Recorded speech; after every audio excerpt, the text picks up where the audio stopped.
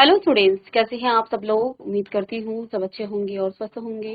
मैं बीना Rana ICT virtual class में आपका स्वागत करती हूँ। स्टूडेंट्स, हम पढ़ रहे हैं क्लास 11 की relation and function chapter number 2। इसी के हम डाउट सेशन डाउट कंसेप्ट पर बात कर रहे थे।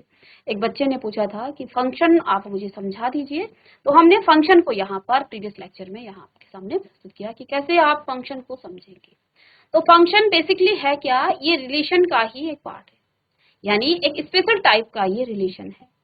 तो फंक्शन है क्या, फंक्शन है तो रिलेशन, लेकिन रिलेशन का भी एक स्पेशल केस है। स्पेशल केस क्या है, इसकी हमने एक डेफिनेशन सिखाई थी और एक डेफिनेशन लिखाने के बाद उसके 4 केस आपको यहाँ पर बताए थे। क्या कहा, इफ एवरी एलिमेंट ऑफ ए, जब भी हम रिलेशन की बात करेंगे तो दो आपके पास सेट होंगे, ठीक है, ए सेट और बी सेट, कोई भी सेट हो सकते हैं, एनी टू सेट्स।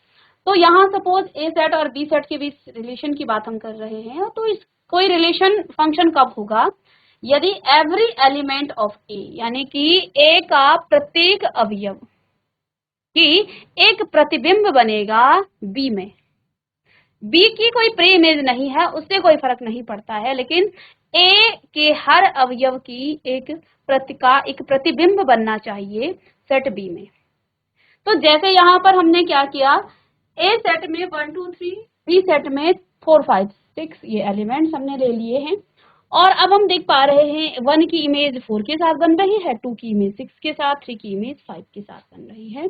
तो क्योंकि ए सेट के हर एलिमेंट की एक और केवल एक ही यहाँ इमेज बन रही है, एक और एक केवल एक ही प्रतिबिंब बन रहा है, इसलिए ये आपका क्या है, फंक्शन है। तो जो फर्स्ट है ये आपका फंक्शन है। किसी फंक्शन को आप रोस्टर फॉर्म में लिख कर, ये तो मैपिंग के माध्यम से मैं आपको समझा रही हूँ, क्योंकि मैपिंग से हमें ज्यादा समझ में आता है, ठीक है।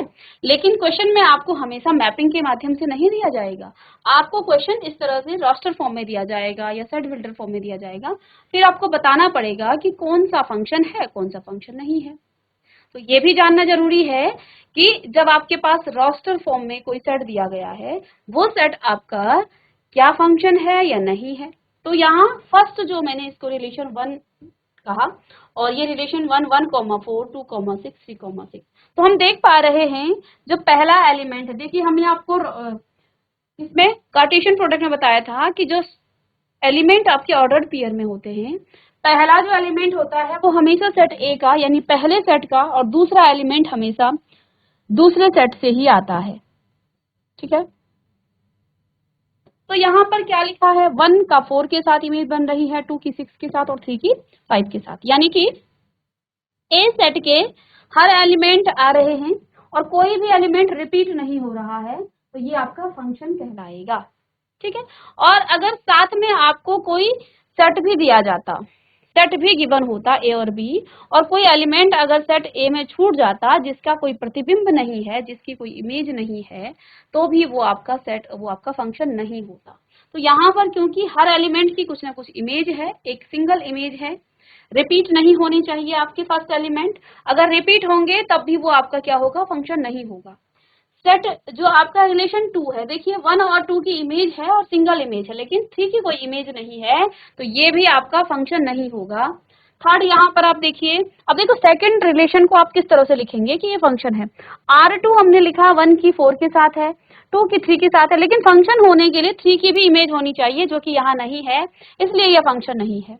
थर्ड में आप देखिए 1 की इमेज 6 पर है, 2 की इमेज 4 भी है और 5 भी है, यानी कि एक सिंगल एलिमेंट की एक एलिमेंट की दो इमेज आ गई, दो प्रतिबिंब आ गया। तो ये तो हमारी डेफिनेशन में नहीं था। हमने क्या कहा कि if every element of A have 1 and only 1 image in set B, एक और केवल एक ही इमेज होनी चाहिए सेट बी में, तो ये इस कंडीशन को यहाँ पर सेटिस्फाई नहीं करता है। हालांकि सारे एलिमेंट कवर हैं, लेकिन 1 और केवल 1 ही यहाँ पर एलिमेंट होनी चाहिए। That means R3 relation 1 2 2। अब देखिए पहला एलिमेंट रिपीट हो गया है, इस तरह से समझेंगे, इसलिए ये भी आपका फंक्शन नहीं है। थर्ड में देखिए, इस 1 की इमेज 4 पर और 2 की भी 4 पर है। देखो इधर से एक एलिमेंट की दो नहीं होनी चाहिए, ये नहीं होना चाहिए फंक्शन में इस तरह से। ऐसा हो सकता है कि किन्हीं दो एलिमेंट की एक ही पर इमेज बन रही है, एक ही नंबर पर, एक ही एलिमेंट पर अवयव प्रतिबिंब बन रहा है, ऐसा संभव है फंक्शन में। लेकिन एक एलिमेंट की दो इमेज ना हो। तो देखो 1 की 4 है, 2 की 4 है, आगे वाला एलिमेंट रिपीट नहीं होना चाहिए।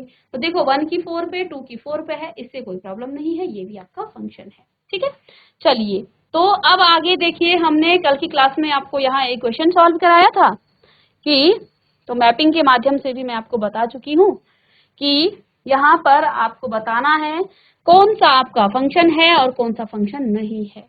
तो 2 की 1 के साथ बनी है यहाँ पर, यानी कि 2, 3 और 4 एलिमेंट है, यहाँ आपका 1 और 2 है। तो 2 की 1 पर इमेज बनी है, 3 की भी 1 पर इमेज बनी है और 4 की 2 पर इमेज बनी है। तो क्या ये फंक्शन है? ये बिल्कुल फंक्शन है, ये फंक्शन है आपका। क्यों? क्योंकि 2 की 1 इमेज 2 की 1 पर बनी है, पहला वाला एलिमेंट आपके रिपीट नहीं होने चाहिए, दूसरे हो जाएं, सेकंड वाले रिपीट हो जाएं, इससे फर्क नहीं पड़ेगा। तो ये आपका क्या है? ये आपका फंक्शन हो गया, ये आपका फंक्शन होगा। इसी में दूसरा देखिए 2, दोनों पहले एलिमेंट्स रिपीट हो गए हैं, है ना। 2 की 2 इमेज बन गई है, इसलिए ये आपका फंक्शन नहीं है। 1 की इमेज 2 पर, 2 की इमेज 3 पर, 3 की इमेज 4 पर, 4 की इमेज 5 पर, 5 की 6 पर और 6 की 7 पर। अब यहाँ आपको कोई पर्टिकुलर सेट नहीं गिवन है। इफ सपोज आपके पास यहाँ दिया होता, इस R3 रिलेशन में, इसको R3 लिखूं, इसके लिए आपके पास सेट दिया गया होता कि 1 आपके पास 1 2 3 4 5 6 और 7 इस तरह से एलिमेंट हैं, और बी सेट आपके पास सपोज 1 2 3 4 5 6 7 8 इस तरह से कोई सेट दिया गया होता, तब आप क्या देखते कि 1 की इमेज बन रही है, ठीक है, 2 की इमेज बन रही है, रिपीट नहीं हो रहा है, 3 की इमेज बनी, 4 की इमेज भी बनी, 5 की भी बनी, 6 की बनी, लेकिन 7 की यहाँ इमेज नहीं है, जबकि उसमें एक एक्स्ट्रा एलिमेंट था। ये उस केस में था जब आपको सेट दिया जाता, और तब आप चेक करते कि ए सेट के हर एलिमेंट की इमेज बन रही है। यदि बन रही है तो वो आपका फंक्शन होगा। जैसे मैंने सेट यहाँ डिफाइन कर दिया, भाई ए सेट आपके पास 1 से लेके 7 तक है। अब रिलेशन इस तरह से दिया जाए तो ये उस केस में, इस केस में क्योंकि यहाँ सेट दिए गए हैं, इस केस में ये आपका फंक्शन नहीं होता, क्योंकि यहाँ एक एलिमेंट आपका ए सेट का छूट गया है, एक भी एलिमेंट नहीं छूटना चाहिए। लेकिन यहाँ तो आपको सेट ही नहीं दिया गया है, तो हम ये एज्यूम करके चलते हैं कि ए सेट में 1 से लेके 6 तक और बी सेट में आपके यही एलिमेंट हैं 2 3 4 5 6 एंड 7। ये हम एज्यूम करके चलेंगे क्योंकि आपको सेट दिया नहीं गया है। तो इस केस में ये आपका फंक्शन है, ये आपका फंक्शन है। लेकिन अगर सेट दिया जाता तब आप चेक करते अकॉर्डिंग टू दिस सेट, तब आप जो है इसके फंक्शन होने और ना होने को फिर तब आप इसको चेक करते। चलिएगा, इसे नोट करें। नेक्स्ट क्वेश्चन है, let n be the set of natural number. n क्या है? Natural number. And the relation R with defined on n। अब यहाँ पर बता दिया गया है कि रिलेशन कहाँ पे डिफाइन कर दिया गया है? n। अब n का मतलब आप जानते हैं नेचुरल नंबर। इससे पहले एग्जाम्पल में, इसके बाद का जो एग्जाम्पल है, इसमें आपके पास जो है सेट नहीं दिया गया था, सीधे examine the following relation given below and state in each case given reason whether it is function और नॉट। तो सिर्फ इस केस में देखना है जो कंडीशन हमने पढ़ी है। तो हम जानते हैं हर सेट का एक सिंगल इमेज हो, पहले वाले एलिमेंट रिपीट ना हो, तो ये आपका क्या हो जाएगा? ये आपका फंक्शन होगा। लेकिन जो नेक्स्ट यहाँ पर एग्जाम्पल है, इसमें क्या कहा गया है? इस एग्जाम्पल में आपको सेट बता दिया गया, सेट डिफाइंड है किस पर? नेचुरल नंबर पर। और नेचुरल नंबर का सेट क्या होता है? 1 से लेके इंफिनिटी तक। ठीक है, अब यहाँ रिलेशन दिया गया है x, y such that y is equal to 2x। x और y दोनों ही नेचुरल नंबर पर डिफाइन किए गए हैं। अब इस बात को आप कैसे लिख सकते हैं? सॉल्यूशन लिखिएगा। रिलेशन किस तरह का है? रिलेशन ऐसा है, नेचुरल नंबर से नेचुरल नंबर पर, इस तरह का रिलेशन है। ठीक है, तो देखो इसके डोमेन को निकालना है, कोडोमेन निकालना है, रेंज निकालना है, ठीक है। और ये भी पूछा गया है कि क्या ये रिलेशन आपका फंक्शन है। तो यहाँ आपका जो सेट डिफाइन किया गया है वो नेचुरल नंबर पर, क्योंकि एक्स और वाई दोनों ही नेचुरल नंबर पे हैं तो दोनों नेचुरल नंबर हो जाएगा। रिलेशन आपके पास गिवन है, रिलेशन दिया गया है क्या, एक्स कोमा वाई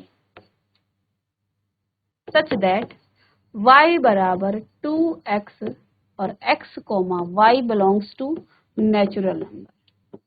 x और y जो है नेचुरल नंबर को बिलोंग करते हैं, ठीक है।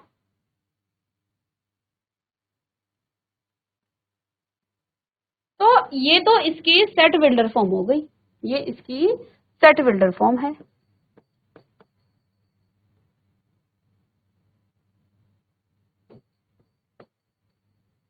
ये आपकी सेट बिल्डर फॉर्म है। अब मुझे डोमेन को डोमेन रेंज निकालने के लिए मुझे इसका रोस्टर फॉर्म निकालना पड़ेगा, रोस्टर फॉर्म। तो रिलेशन आर क्या हो जाएगा रोस्टर फॉर्म निकालने के लिए, देखो x आपका नेचुरल नंबर का सेट है। x कहाँ से आता है, x आपका नेचुरल नंबर है। यदि मैं x को 1 पुट करूं तो y देखिए क्या आ जाएगा, 2x का मतलब 2, 2 इंटू 1। मैंने x को 2 पुट किया तो 2 टू जे 4, मैंने x को 3 पुट किया तो 3 टू जे 6, और x को आप 4 पुट करेंगे तो आपका आ जाएगा 8। इसी तरह से ये प्रोसेस आपका चलता रहेगा इन्फिनिटी तक, ठीक है ना। अब आपको निकालना है इसका डोमेन को डोमेन। अब देखो मैपिंग के माध्यम से आप कैसे इसे बता सकते हैं, मैपिंग के माध्यम से आप कैसे दिखा सकते हैं, क्योंकि ये नेचुरल नंबर का सेट है तो आप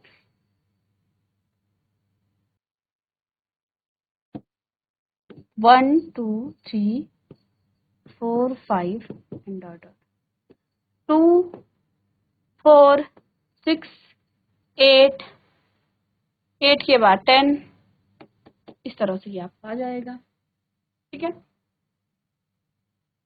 तो 1 की इमेज कहाँ बनेगी, 1 की इमेज तो 1 पर बनेगी, 1 की इमेज 2 पर बनेगी, 2 की इमेज 4 पर, 3 की 6 पर। सॉरी यहाँ पर आपका नेचुरल नंबर नहीं आएगा, ये देखो आपका नेचुरल नंबर है ये, सॉरी ये आपका 1 2 3 4 5, क्योंकि दोनों ही सेट आपके क्या हैं, तो 1 की इमेज आपकी 2 पर बनी, 1 की इमेज 2 पर बनी, 2 की इमेज आपकी 4 पर बनी, 3 की इमेज आपकी 6 पर बनी, ऐसे ही 4 की 8 पर, 5 की 10 पर, ऐसे ही ये प्रोसेस आपका चलता रहेगा, क्योंकि ये तो आपका इनफाइनाइट सेट है। तो इस तरह से इमेज बनेगी आपकी। अब इसका हमें क्या निकालना है, इसका हमें डोमेन निकालना है। तो डोमेन क्या होता है, सेट के जो पहले एलिमेंट हैं वो आपके डोमेन कहलाते हैं, 1 2 3 4 and so on. Codomain, codomain यहाँ पर आपका क्या हो जाएगा, जो सेकंड सेट है, सेकंड सेट क्या है, नेचुरल नंबर का सेट है। तो यहाँ आप लिख सकते हैं, ये भी आपका क्या हो जाएगा, सेकंड सेट यानी कि नेचुरल नंबर, ठीक है। अब रेंज इसकी कहाँ बन रही है, रेंज कहाँ कहाँ बन रही है, रेंज देखिए 2 4 6 8, इस तरह से 2 4 6 8, ऐसे ही ये आपकी रेंज बन रही है। चलिएगा इसे लिख लें। अब कुछ टाइप ऑफ फंक्शन की हम बात करेंगे, फंक्शन आप समझ गए।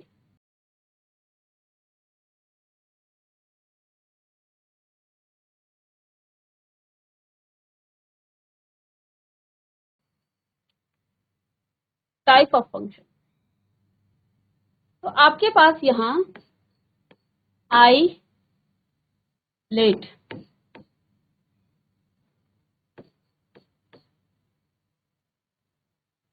आई लेट फंक्शन आता है, ठीक है। आई का मतलब आपका होता है inverse trigonometric function, inverse trigonometric function. L आपका लॉगरिथमिक फंक्शन, ए आपका अलजेब्राइक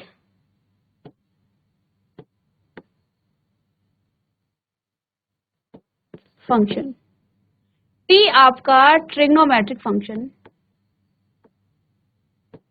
और ई आपका एक्सपोनेंशियल फंक्शन। आइलेट फंक्शन आप पढ़ेंगे क्लास 11th में, यहाँ आप अलजेब्राइक फंक्शन पढ़ने वाले हैं। क्लास 12th में आप इनवर्स ट्रिग्नोमेट्रिक फंक्शन पढ़ेंगे जो कि आपका चैप्टर नंबर 2 में है। चैप्टर 2 क्लास 12 में आप पढ़ेंगे। लॉगरिथमिक फंक्शन आप चैप्टर नंबर 5 क्लास 12th में आप पढ़ेंगे, ठीक है। ट्रिग्नोमेट्रिक फंक्शन आपका चैप्टर नंबर 3 क्लास 12th में है और ये भी आपका क्लास 12th का चैप्टर है। तो आपको बेसिकली यहाँ पर क्लास 11th में अलजेब्राइक फंक्शन पढ़ना है, ठीक है।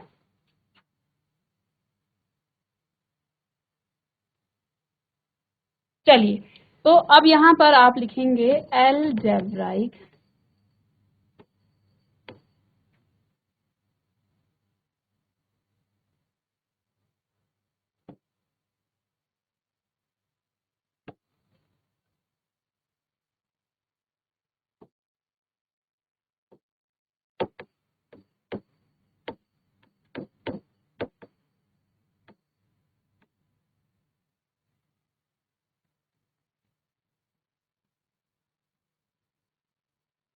Algebraic function. अलजेब्राइक फंक्शन में भी आप क्या क्या चीजें पढ़ेंगे? पहला आपका है पॉलिनोमियल फंक्शन,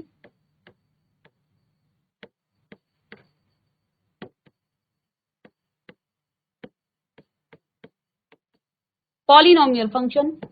दूसरा आप पढ़ेंगे rational function,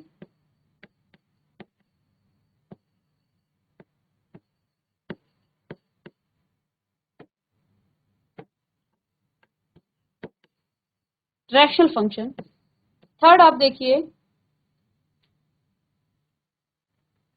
irrational function,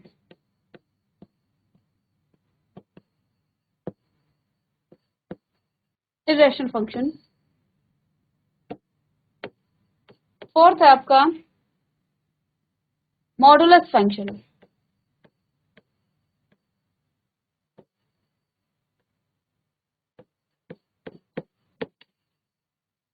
fifth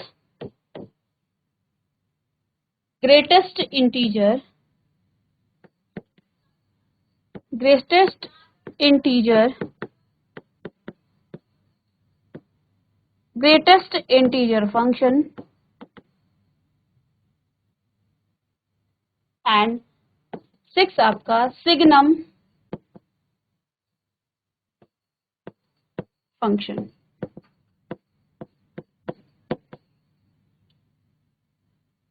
polynomial function पढ़ेंगे आप, रैशनल फंक्शन पढ़ेंगे, irrational modulus function, greatest integer function और सिग्नम फंक्शन। चलिए,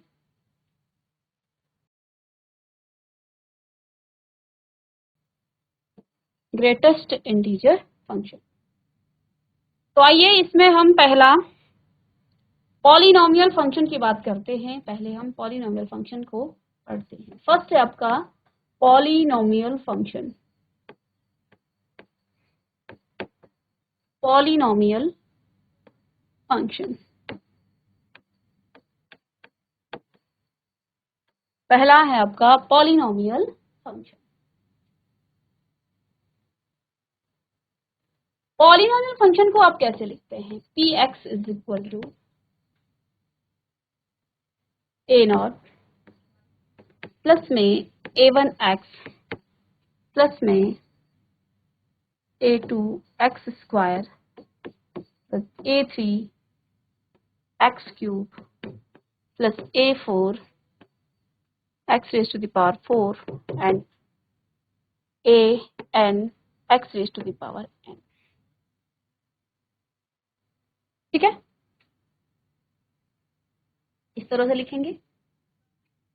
अब यहां पर आप देखिए, यदि इस पॉलिनोमियल फंक्शन के सिर्फ एक पद को हम लें, यानी कि px बराबर यदि मैं a नॉट लूं, तो ये फंक्शन आपका क्या कहलाएगा? ये आपका कांस्टेंट फंक्शन कहलाएगा। ये आपका कांस्टेंट फंक्शन कहलाएगा। a नॉट को आप ये भी लिख सकते हैं fx is equal to c,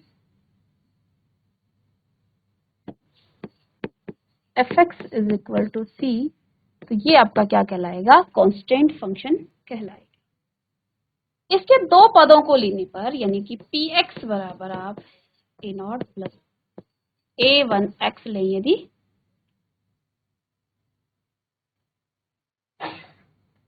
तो इसका मतलब ये है fx इज इक्वल टू क्या आ जाएगा? ax plus b1,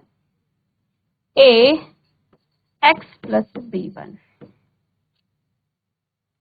ax plus b1, और यहाँ कोई भी पावर नहीं है, तो ऐसे फंक्शन को आप क्या कहते हैं? ऐसे फंक्शन को आप लीनियर फंक्शन कहते हैं। ऐसे फंक्शन को आप लीनियर फंक्शन कहेंगे। px में यदि आप इन तीन टर्म को ले लें, a1x प्लस में a2x स्क्वायर, यानी कि fx बराबर ax square plus bx plus c, ये आपके पास आ जाएगा। अब इसमें पावर कितनी है? पावर है इसकी 2, क्योंकि इसकी पावर 2 है तो इसे आप क्वाड्रेटिक फंक्शन कहेंगे। ये आपका कहलाएगा क्वाड्रेटिक फंक्शन। ये आपका क्वाड्रेटिक फंक्शन कहलाएगा। और यदि इसके आप चार पदों को लें, px is equal to a1x plus a2x square plus में a3x क्यूब, ठीक है, क्यूब तक आप ले लें, तो यहां पर आप क्या लिखेंगे इसे आगे? ax cube plus bx square plus cx plus d, और 3 पावर है तो इसे आप कहेंगे क्यूबिक फंक्शन। इसे आप कहेंगे क्यूबिक फंक्शन। ये आपके सारे पॉलिनोमियल फंक्शन हमने यहाँ पर लिख दिए हैं। ठीक है, ठीक है, तो इसको नोट करिएगा और नेक्स्ट क्लास में आगे इसको हम डिस्कस करेंगे। ठीक है, और भी फंक्शन हैं, इनको हम आपको डायग्राम के माध्यम से भी बताएंगे कि ये फंक्शन क्या क्या होते हैं। कुछ टाइप ऑफ फंक्शन आपको यहाँ पर बताए गए हैं, जिसमें polynomial function, rational function, irrational function, modulus function, greatest integer function और आपका सिग्नम फंक्शन। ठीक है, तो ये जानना बहुत आवश्यक है, तभी आप क्लास 12th में भी इसको कर पाएंगे। अलजेब्राइक फंक्शन के टाइप हमने यहाँ पर पढ़ने हैं और आपके सिलेबस में लगभग कुछ एक दो नहीं है, लेकिन हम सभी पढ़ेंगे क्योंकि हमें सारे फंक्शंस के बारे में जानना है। ठीक है ना, तो बच्चों मिलते हैं नेक्स्ट लेक्चर में, तब तक के लिए थैंक यू।